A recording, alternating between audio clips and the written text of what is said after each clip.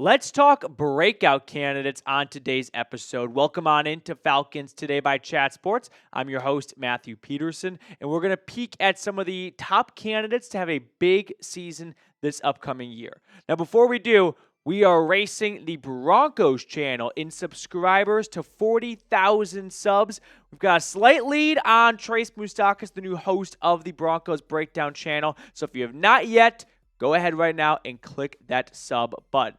But let's look at my first breakout candidate for ATL this year. It's a low-hanging fruit one, but I think he qualifies. It is quarterback Michael Penix Jr., the 8th overall pick from last year, number 9, who we saw start down the stretch last season, show some really good stuff at times. He had some nice, accuracy and power on some of his deeper passes. But then there were also moments of, hey, this guy is still a rookie, and it shows. But you can see over the last couple of years, there have been some notable leaps in year 2. Brock Purdy going to the Super Bowl along with Joe Burrow in his second season. Lamar Jackson and Patrick Mahomes winning MVP awards in year 2. Deshaun Watson winning the division in the AFC South. So some big steps that were taken in the second year of their career. And I think Michael Penix is going to have a really strong year.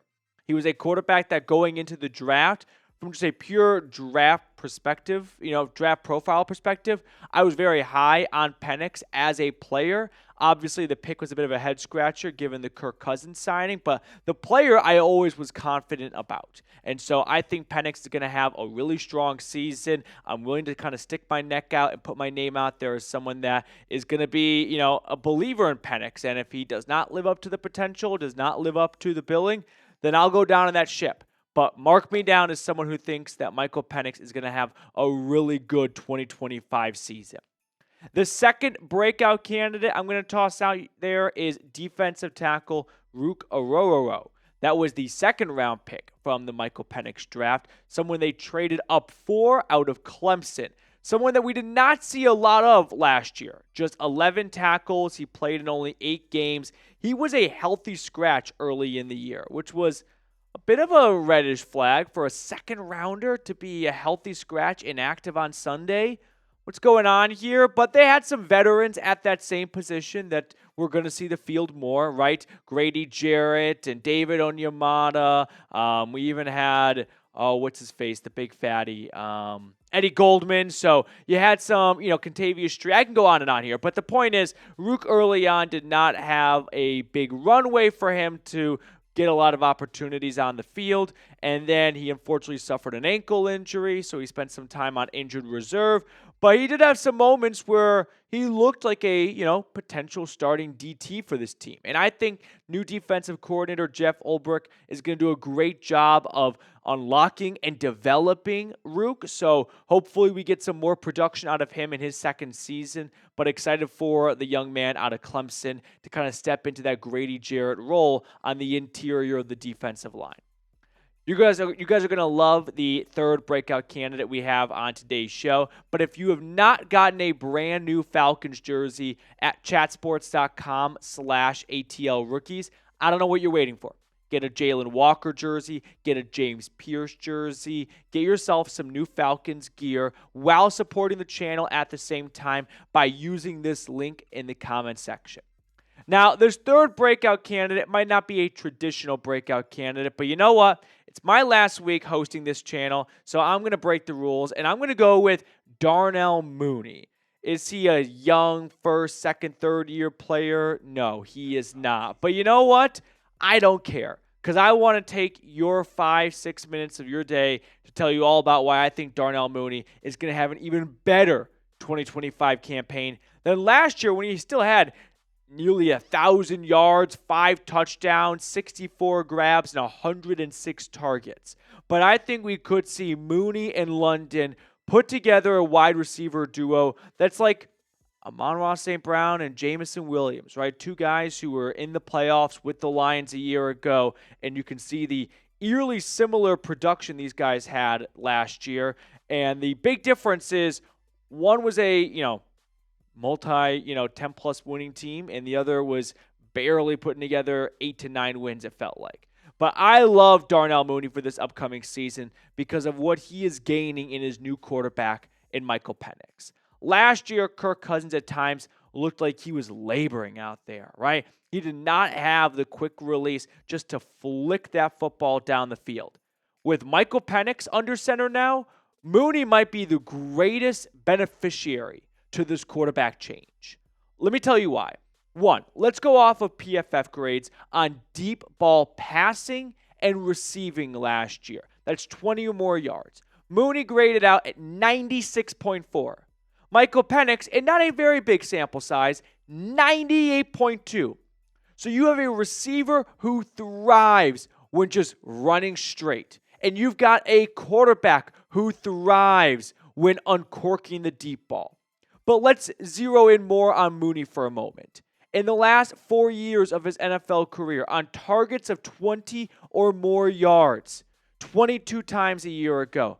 I mean, that's more than 2023 and 2022 with the Bears. When look at the production he had, less than 500 yards. And then look at 2021, his best year with Chicago. 23 targets of 20 or more yards, and what do you know? Over 1,000 receiving yards altogether. It's not a coincidence that when you lean into Mooney's strengths as a deep ball target, he's going to give you a lot of production. But that's just Mooney. Let's bring Penix into the mix now. Michael Penix, in his last year at Washington, had 117 pass attempts of 20 or more yards. Now, that by itself may not tell you a lot. It was the most in college football that year. But how does that compare to some other notable, say, first overall selections? Caleb Williams at USC, 66 attempts. Bryce Young at Alabama, 48 attempts. Trevor Lawrence at Clemson, 51 attempts. I'm not here to advertise or campaign that if you throw the ball 20-plus yards 117 times, you're guaranteed to be great. But you've got a young quarterback who loves this. You've got a receiver in Mooney who was made for this. Together, they should form one of the top quarterback-receiver tandems out there. I remember last August, I did a video about Falcons Fantasy Football Guide, and the views were awful, which was unfortunate. But I ranked like 1 through 5 based on value of where you could get them and where they'd go, my top 5 guys. And Mooney I had at 1 or 2. So if you see Darnell Mooney hanging out there in round 8 or 9 of your fantasy football draft, no one cares about your fantasy team, take him. All the numbers point to opportunities coming to Mooney. And I think he will cash in on those opportunities. So who is your breakout candidate for 2025? I know I'm kind of cheating with Mooney a little bit because I feel like he's kind of broken out a little bit, but I think he'll really break out to the point where he's not just a solid number 2 receiver. He's like a pushing for number 1 receiver.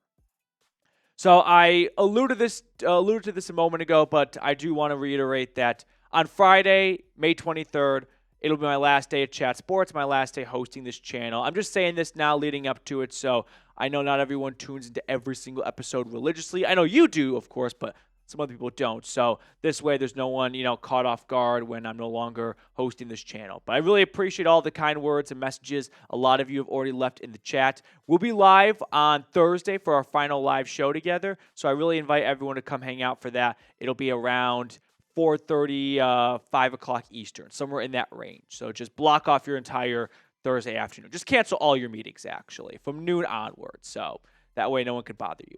All right. If you have not yet, make sure you click that subscribe button down below. Help us continue to grow as a channel with or without me. The show goes on. And let's pick a viewer out of the chat. All right, Mr. Barkus, are we ready? Here we go. We've got 2 claps going to, looking good for Derek. Living life with Derek. Good show. 2 claps, Derek. 1, 2. All right, I'll see everyone later.